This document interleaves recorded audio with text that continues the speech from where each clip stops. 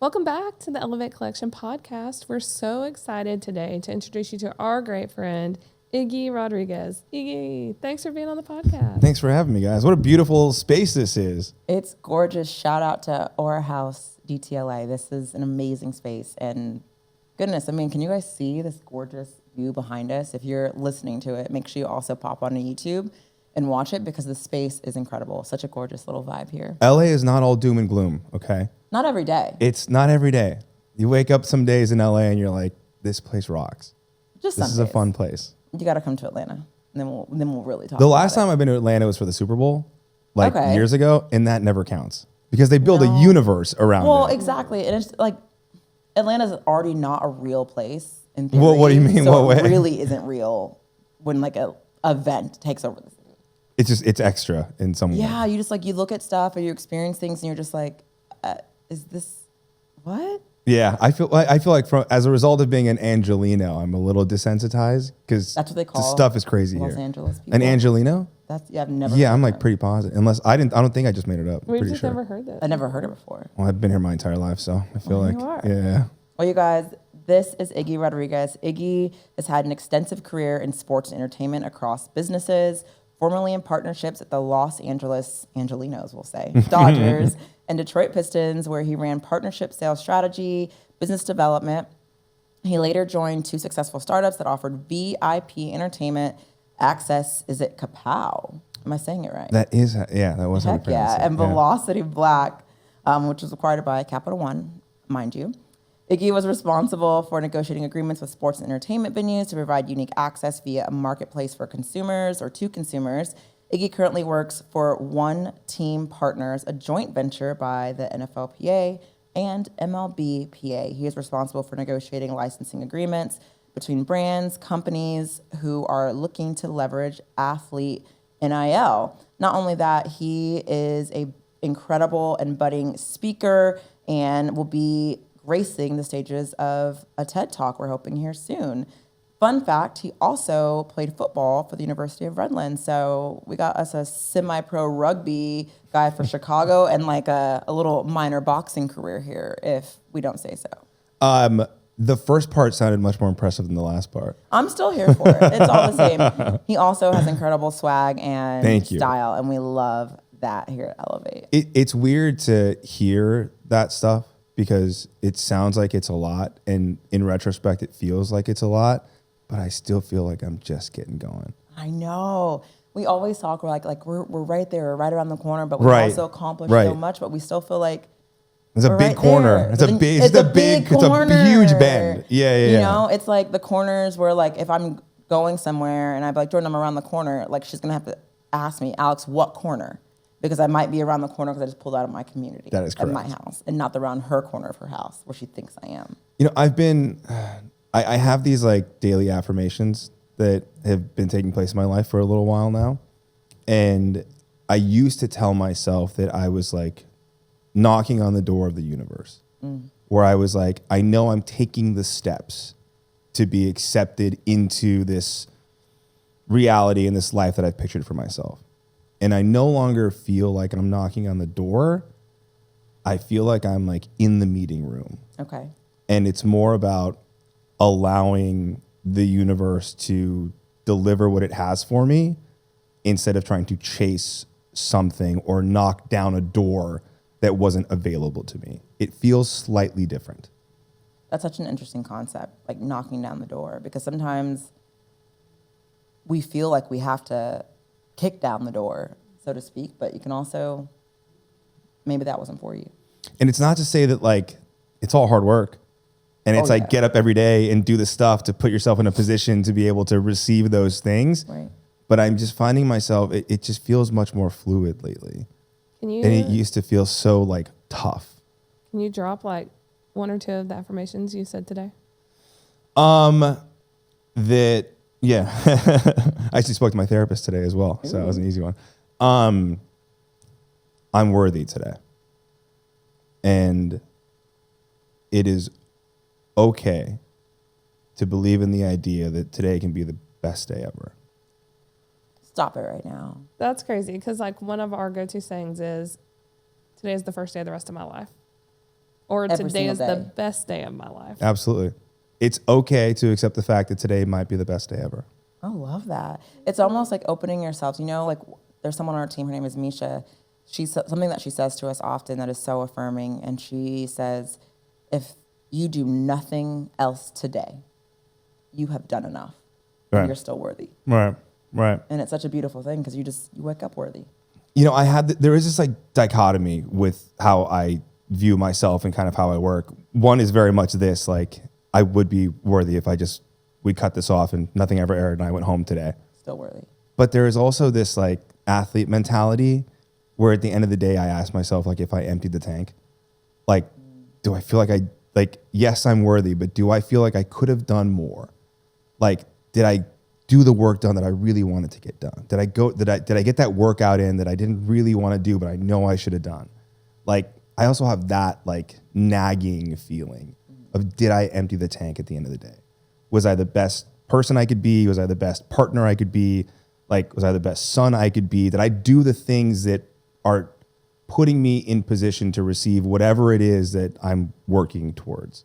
There is that little bit of like, when I rest my head at night, like, did I do enough today? I think that's the mindset of like an achiever, like a high achiever, high performer. And it's funny that you say like you talk to your therapist today too, because it's something that we often talk about is I feel like a lot of the modern day therapists sometimes don't understand the mindset of a high achiever because it's, well, when is enough enough? It's not that I'm not happy or like I'm not grateful for these things, but what's also wrong with me wanting more and questioning, did I do what I wanted to today? Did I accomplish enough today? Yeah, there's nothing wrong is the answer. Mm-hmm. There's absolutely nothing wrong with it. My therapist is amazing. He's known me for years. Shout out to Rob Mack if you watch this. He's the man. There's absolutely nothing wrong with it. And I think that my challenge as a human and as like a professional and an athlete is really, and it's so cliche, but it's so cliche for a reason, I swear. It's like being okay with emptying the tank and not necessarily getting the outcome that we expected, right? Like, I can wake up today and say, I accept that today can be the most amazing day ever and have it be unrelated to me emptying the tank. Those two things are completely disassociated potentially. Like, one is not a precursor for the other Right. necessarily. I am innately worthy and happy. It doesn't have to do with whether or not I think I did enough today. Mm-hmm. But the pursuit of being better and doing enough, I think, is what continues to put us in the position to be able to receive some of these amazing things. I love that. I love that too.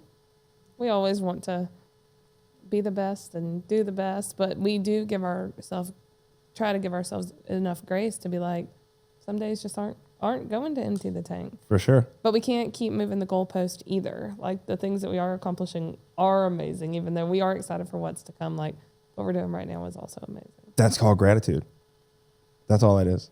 Oh my goodness, what were we were recording another episode about gratitude, and it was talking about, gosh, it was so powerful about sitting in gratitude. There's Yeah. a difference in being gracious Yes. and being in gratitude. Yeah. You can be so thankful to like be in this room, but like having like the gratitude for these opportunities is completely different than like being thankful just to be here. For sure. Yeah. I mean, you can just say, oh, this is nice, and not really appreciate the moment that you're in. Yeah. 100%. Okay, so from beginning to end, like I know That was deeper than I thought we were going to get off the bat. I thought we were going to talk sports stuff. Yeah. I love it, Which though. we can. But that is, so this question is still going to be here too, because I think this is going to kind of come down to even where you're at today of, yes, you've got the past of being an athlete, and now you work for an organization that still supports athletes, their brand, and protects them, right? What do you believe is the driving force behind that why for you? Like, what is the why behind why you show up the way that you do? That's a really good question. I was brought up at a really young age to like finish the job. And I found myself just natively like enjoying finishing the job as it related to sports or athletes or brands and partnerships. Like the stuff that is on my resume, I have genuinely enjoyed doing. And so like when you ask like, what is that motivation? Now, do I get paid for it? Yes, I do. Would I do it for free if money wasn't a thing? It's probably the thing I'd be doing if like currency wasn't a thing. I would be involved in athletics in some way. What a gift. I'm lucky that it affords me the ability to pay for bills and do the things I'd like to do. But if that was removed, this is still the space I'd want to be involved in. And so it makes it significantly easier to get up in the morning and be excited about the mundane shit. Like gotta check my emails, gotta like go to the meeting, gotta drive. Like the mundane shit gets way easier when the field that you're in has a certain sense of where you have a passion for the field that you're in. I am stuck. I feel like you need to put that on a t-shirt. That's a lot of words for a t-shirt. No, but like, yeah. but about like being excited to do the mundane shit, to be excited to check the emails, like. But we That's different. just had this conversation this morning because we have so much duality in our businesses. You know, what do they even do? Oh, they do real estate and they host suites and they have a podcast and they do this. There are pieces of our business that feel more mundane than others, but those things still move the needle forward and the things that don't feel like work. So you got to have those. So I think changing your mindset around that to be like, I do these little mundane things, but the overarching picture is that like really freaking lucky to be doing all of it. And I think that's like, as I've gotten older, that's a perspective I've taken where there is a deep sense of gratitude for having one of the other affirmations is like, I'm grateful that I'm like being held accountable or that I'm responsible for something today. Like somebody needs something from me today, even if it's just a response to the email. Like how lucky am I that somebody in this world that I enjoy working in needs something from me, that I have to do something today. Like it makes those little things that add up to bigger things significantly easier to get through. 'Cause it's not always pretty. Like I just told you I was at the ESPYs yesterday. Very pretty, very cool. No doubt. It was awesome. And like, those are some of the perks for sure.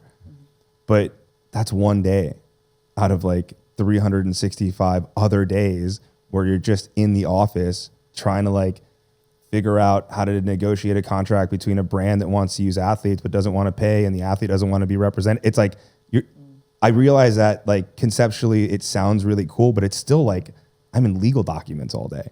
Like it's not that glamorous, but that stuff, it's okay when that boring stuff pops up because I know that the amalgam of the boring stuff still gets me to all the other stuff I want to get to. A little compound effect. For sure. Just little things that compound to get you there. Now, for our listeners who maybe don't know exactly what you're doing, like, can you tell us a little bit about what your job now looks like and like who would reach out to you and like what your ideal client would be? Because I bet there are a lot of people out here who don't even know this exists. Like there are a lot of people who think if I'm a brand and I want to work with an athlete, I need to slide it into their DMs. Like they don't even know that you're an option. Right. You know, it's even people who love sports, I think, fail to see how big the universe is of sports and how many different pieces are involved in making that like game on Sunday go and like that like Gillette ad run on TV, right? There are a billion pieces. So what OneTeam Partners is, as you mentioned, is a joint venture between the MLB Players Association and the NFL Players Association. For the fans watching at home, the NFL and the NFLPA Players Association, not the same thing. One is the NFL is the media entity, right? The thing that gets put on TV, the TV rights, the stadium rights, the logos, like that's the NFL. The NFL Players Association is a union that represents their union members, in this case, every NFL player who has signed a contract with a professional team. Their job is to do what unions do on behalf of their union members, negotiate for benefits and retirement and fair wages and best practices and provide resources. That's what unions do. Unions don't generally have an opportunity, though, to commercialize their union members. They're usually like construction workers, right? Union members, right? Our union members just happen to be world famous athletes. And so the section of that business that we work on behalf of these athletes is commercial global representation. the best example of that is EA Sports and Madden, the video game. It is unbelievably popular, incredibly high grossing.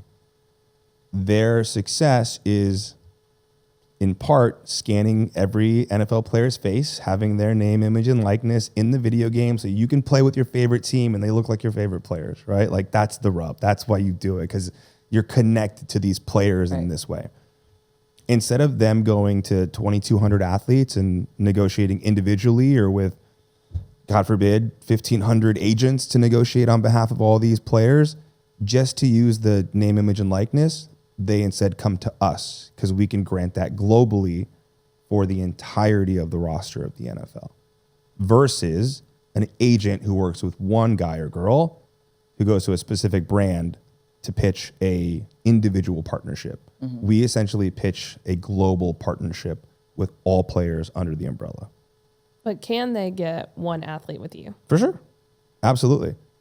Like we have an entire player procurement and partnership team. It's really weird because while like licensing and IP is really our business, that like global scale, like the Madden example, right? That really is like where we hang our hat. But we work with players all day, every day. That is our job. And we have brands that want athletes to show up to their event, or we have brands that go, you know, this person was so good at this thing. Can you connect us directly? Absolutely. We're a little bit of a pseudo agency, even though we don't necessarily tout ourselves that way, because the core of the business is still licensing and IP. But once brands know who we are and know the kind of access that we have, and the fact that we can go to players on behalf of the union, players tend to be a little more open to having a conversation if the Players Association brings it versus if a media entity brings it. It's almost like it's been vetted is the way they kind of probably see it. A little bit. Like a trusting, like...